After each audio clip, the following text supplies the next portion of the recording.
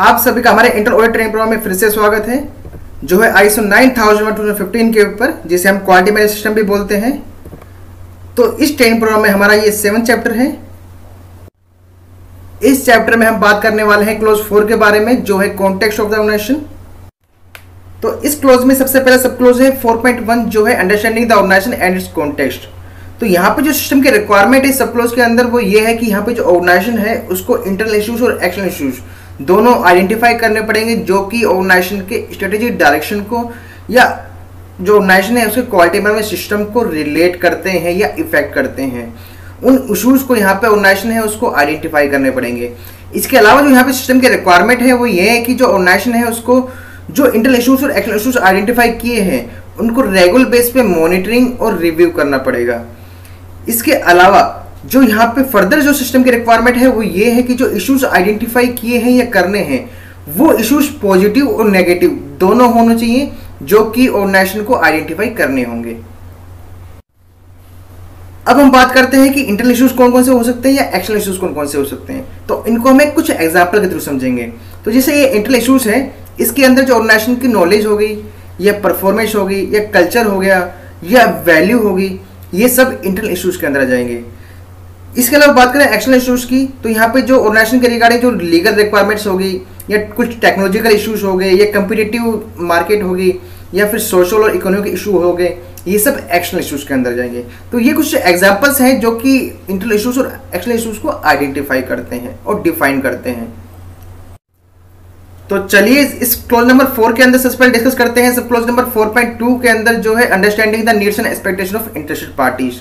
तो यहाँ पे जो सिस्टम की रिक्वायरमेंट है वो सबसे पहले ये डिफाइन किया हुआ है कि जो नीड्स एंड एक्सपेक्टेशन है इंटरेस्टेड पार्टीज की, वो डायरेक्टली इंपैक्ट करती है या इफेक्ट करती है ऑर्गेनाइजेशन की एबिलिटी को।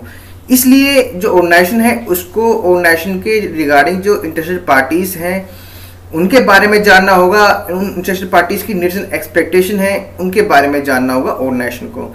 तो इसके बारे में इस सब क्लोज नंबर 4.2 के अंदर डिफाइन किया गया है। इसके अलावा इस सब क्लोज नंबर 4.2 के अंदर ये डिफाइन किया गया है कि जो ऑर्गेनाइजेशन है उसको रेगुलर बेस पे मॉनिटरिंग करनी होगी या रिव्यू करने होंगे इंटरेस्टेड पार्टीज की रिलेवेंट रिक्वायरमेंट्स को या फिर नीड्स एंड एक्सपेक्टेशन को। मीन्स क्या पता जो रेगुलर रिक्वायरमेंट्स है या नीड्स एंड एक्सपेक्टेशन है इंटरेस्टेड पार्टीज की वो with the time period change होती रहे, तो वो चीज़ें भी ऑर्गेनाइजेशन को रेगुलर बेस पे मॉनिटरिंग करनी होगी और रिव्यू करना होगा। इस सब क्लोज के अंदर फर्दर यहाँ पे डिफाइन किया हुआ है कि जो ऑर्गेनाइजेशन है वो ही ओनली एक डिसाइडिंग अथॉरिटी है जो ये डिसाइड करेगी कि जो नीड्स एंड एक्सपेक्टेशन आई है इंटरेस्टेड पार्टी से वो क्या ऑर्गेनाइजेशन के क्वालिटी मैनेजमेंट सिस्टम को रिलेवेंट करती है या नहीं करती, या फिर इम्पैक्ट करती है या नहीं करती। अगर वो जो नीड्स एंड एक्सपेक्टेशन आई है वो ऑर्गेनाइजेशन के क्वालिटी मैनेजमेंट सिस्टम को रिलेट नहीं करती, तो उस जो रिक्वायरमेंट है या उन नीड्स एंड एक्सपेक्टेशन की जो रिक्वायरमेंट्स है जो कि इंटरेस्टेड पार्टीज की तरफ से आई है उनको कंट्रोल करने की या फिर उनको इम्प्लाई करने की या फॉलो करने की ऑर्गेनाइजेशन को कोई जरूरत नहीं है। इस सब क्लोज में फर्दर यहाँ पे एग्जांपल के तौर पे डिफाइन किया हुआ है कि जो इंटरेस्टेड पार्टीज है कौन कौन हो सकते हैं, जैसे कि मैनेजमेंट हो गया, वर्कर हो गया, यूनियन हो गया, इनकम टैक्स डिपार्टमेंट हो गया, स्टैट्यूटरी या रेगुलेटरी बॉडी होगी, सर्टिफिकेशन बॉडी होगी, ट्रेनर हो गए, ये सब इंटरेस्टेड पार्टीज के एग्जांपल्स हैं। इस तरह से जो भी कंपनी के ऑर्गेनाइजेशन से रिलेट करते हैं इंटरेस्टेड पार्टीज, वो सब यहाँ पे ऑर्गेनाइजेशन को आइडेंटिफाई करने पड़ेंगे, उनकी नीड्स एंड एक्सपेक्टेशन को आइडेंटिफाई करना पड़ेगा जो कि ऑर्गेनाइजेशन के क्वालिटी मैनेजमेंट सिस्टम से रिलेट करती है। तो ये रिक्वायरमेंट्स थी सब क्लोज नंबर 4.2 की। अब फर्दर डिस्कस करते हैं सब क्लोज नंबर 4.3 के अंदर, जो है determining the scope of quality management system.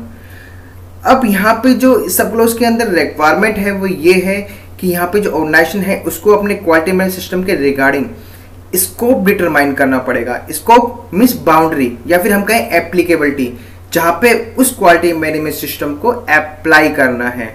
अब वो जो स्कोप है वो ऑर्गेनाइजेशन कैसे डिटरमाइन करेगा, इसके लिए कुछ इनपुट्स हैं जिसको माइंड में रखते हुए, दिमाग में रखते हुए जो ऑर्गेनाइजेशन है वो अपना स्कोप डिटरमाइन करेगा। कौन कौन से वो चीज़ें हैं, जैसे कि इंटरनल इश्यूज और एक्सटर्नल इश्यूज जो ऑलरेडी हमने 4.1 में बात की है, उन चीज़ों को ध्यान रखते हुए। इसके अलावा जो रिक्वायरमेंट्स है रिलेवेंट इंटरेस्टेड पार्टीज की, जो कि हमने ऑलरेडी 4.2 में बात की हुई है, उसको ध्यान रखते हुए। इसके अलावा जो प्रोडक्ट और सर्विसेज हैं जो ऑर्गेनाइजेशन बनाता है या रिलेट करता है। इन 3 चीजों को ध्यान में रखते हुए जो ऑर्गेनाइजेशन है उसको अपना स्कोप डिटरमाइन करना पड़ेगा। इस सब क्लॉज में फर्दर यहाँ पे डिसाइड किया हुआ है, डिफाइन किया हुआ है कि जो ऑर्गेनाइजेशन का स्कोप है क्वालिटी मैनेजमेंट सिस्टम के रिगार्डिंग, वो एक डॉक्यूमेंटेड इंफॉर्मेशन की तरह अवेलेबल होना चाहिए और मेंटेन होना चाहिए ऑर्गेनाइजेशन के पास, ऑर्गेनाइजेशन के द्वारा।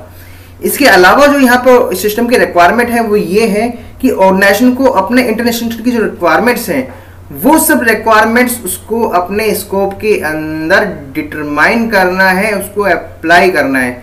मीन्स जो ISO 9001:2015 की जो रिक्वायरमेंट्स हैं वो सारी के सारी रिक्वायरमेंट्स को ऑर्गेनाइजेशन अपने स्कोप के अंदर अप्लाई करना होगा उसको। इसके अलावा जो स्कोप है वहाँ पे ऑर्गेनाइजेशन को अपने प्रोडक्ट और सर्विसेज के बारे में भी डिटरमाइन करना होगा, डिफाइन करना होगा कि कौन कौन से प्रोडक्ट और सर्विसेज हैं जो कि उसने अपने क्वालिटी मैनेजमेंट सिस्टम के स्कोप के अंदर लिए हैं।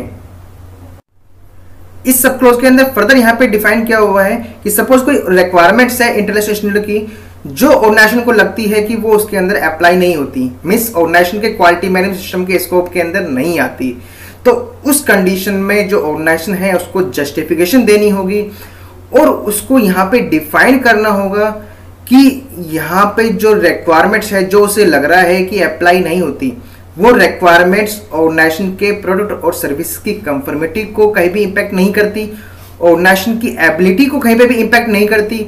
इसके अलावा कस्टमर सेटिस्फैक्शन की जो रिक्वायरमेंट्स है, कस्टमर सेटिस्फैक्शन का जो लेवल है उसको कहीं भी वो इम्पैक्ट नहीं करती।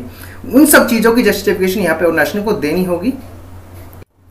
तो चलिए क्लोज नंबर 4 के अंदर फर्दर डिस्कस करते हैं। सब क्लोज नंबर 4.4 जो है quality management system and it's process. तो इसके अंदर सबसे पहले आता है 4.4.1। तो यहाँ पे जो इंटरनेशनल स्टैंडर्ड है वो ये कहता है कि जो इंटरनेशनल स्टैंडर्ड के रिक्वायरमेंट्स हैं वो सिर्फ ऑर्गेनाइजेशन के क्वालिटी मैनेजमेंट सिस्टम को एस्टेब्लिश करने के लिए, इम्प्लीमेंट करने के लिए और मेंटेन करने के लिए ही नहीं है, बल्कि ये ऑर्गेनाइजेशन के क्वालिटी मैनेजमेंट सिस्टम को कंटिन्यूअली इम्प्रूव करने के लिए भी है। इसके अलावा जो यहाँ पे रिक्वायरमेंट्स है डिफाइन की हुई है स्टैंडर्ड ने 4.4.1 के अंदर, वो ये डिफाइन की हुई है कि जो ऑर्गेनाइजेशन है उसको अपने क्वालिटी मैनेजमेंट सिस्टम के रिगार्डिंग प्रोसेस को डिटरमाइन करना होगा, उनके बीच में इंटरेक्शंस को डिटरमाइन करना होगा, उन पे मैनेजर कंट्रोल अप्लाई करना होगा। इसके अलावा जब ये सब चीज़ें कर लेंगे तो उसको इस स्टैंडर्ड ने प्रोसेस अप्रोच का नाम दिया है। इसके अलावा कुछ और रिक्वायरमेंट्स है इस प्रोसेस अप्रोच के रिगार्डिंग, उसको हम फर्दर स्लाइड में डिस्कस करेंगे। इस सब क्लोज में फर्दर यहाँ पे इस स्टैंडर्ड ने डिफाइन किया हुआ है कि जो ऑर्गेनाइजेशन है जो उसने प्रोसेस डिटरमाइन किए थे उन प्रोसेसेस के लिए ऑर्गेनाइजेशन को रिसोर्सेस डिटरमाइन करने पड़ेंगे और इंश्योर करना पड़ेगा कि जो रिसोर्सेज की रिक्वायरमेंट्स हैं वो अवेलेबल है या नहीं है।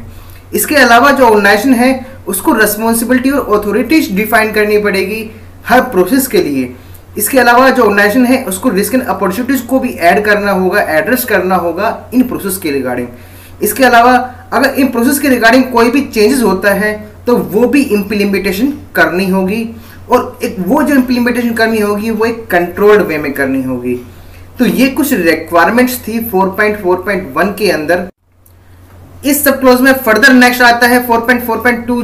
इसके अंदर यहाँ पे जो डिफाइन किया हुआ है इस स्टैंडर्ड ने वो ये डिफाइन किया हुआ है कि जो ऑर्गेनाइजेशन है उसको डॉक्यूमेंटेड इंफॉर्मेशन मेंटेन करना होगा जो कि उसने प्रोसेस अप्रोच के अंदर एक्टिविटी की है। मीन्स जो जो प्रोसेस उसने डिटरमाइन किए हैं, जो जो उसके बीच में इंटरलिंक्स हैं, उन सब चीज़ों को रिगार्डिंग या उन सब चीज़ों को देखते हुए डॉक्यूमेंटेड इंफॉर्मेशन ऑर्गेनाइजेशन को मेंटेन करना होगा और रिटेन करना होगा एक पर्टिकुलर टाइम पीरियड तक। तो ये कुछ रिक्वायरमेंट्स थी 4.4.2 के अंदर। तो हम आज के इस चैप्टर को यहीं पे समाप्त करते हैं और समाप्त करने से पहले मैं आपको बता दूं कि जो आज हमने लर्निंग ली है उसका जो रेफरेंस है वो ISO 9001, ISO 9000 और इंटरनेट, इसकी रेफरेंस से हमने आज का जो चैप्टर है वो कंप्लीट किया है। धन्यवाद।